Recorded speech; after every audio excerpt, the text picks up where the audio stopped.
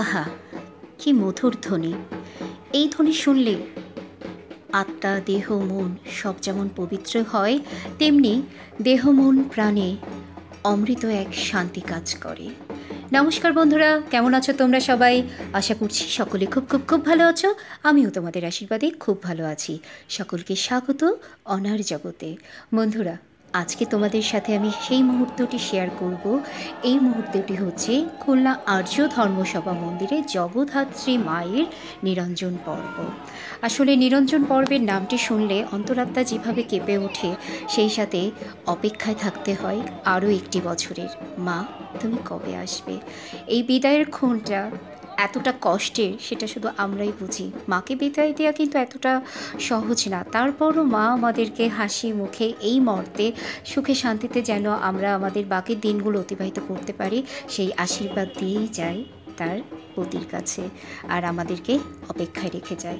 মায়ের নিরঞ্জন পর্বটা যতটা কষ্টের, আমরা সেই কষ্টকে ভুলে থাকার জন্য জাঁকজমক আয়োজন করে মায়ের সাথে সামনের দিকে এগিয়ে যায়।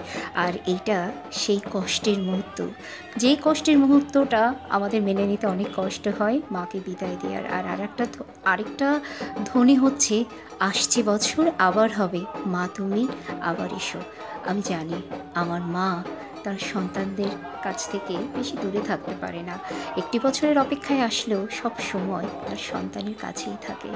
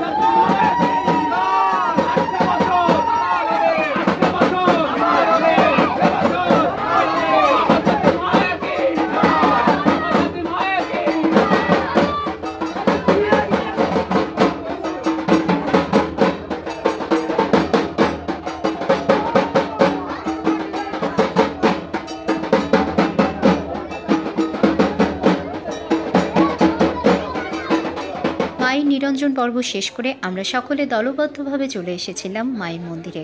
দেখো, যে জায়গাটা মাকে রাখা হয়েছিল এখন কেমন ফাঁকা লাগছে। এই তো নিয়ম, এইভাবেই বছরের পর বছর আমাদেরকে আনন্দ দিয়ে মা কদিনের জন্য আসে, আবার অপেক্ষায় আমাদেরকে রেখে চলে যায়। আর এই পর্বে চলছে শান্তি জল দেওয়া। তারও আগে শান্তি জলটা নিয়ে নিই। আর সর্বশেষ একটাই কথা, ভিডিওটি ভালো লাগলে অবশ্যই লাইক, কমেন্ট, শেয়ার করতে ভুলো না। দেখা হচ্ছে নতুন একটি ভিডিওতে। ততদিন তোমরা ভালো থাকো, সুস্থ থাকো, হাসি খুশিতে থাকো। টাটা।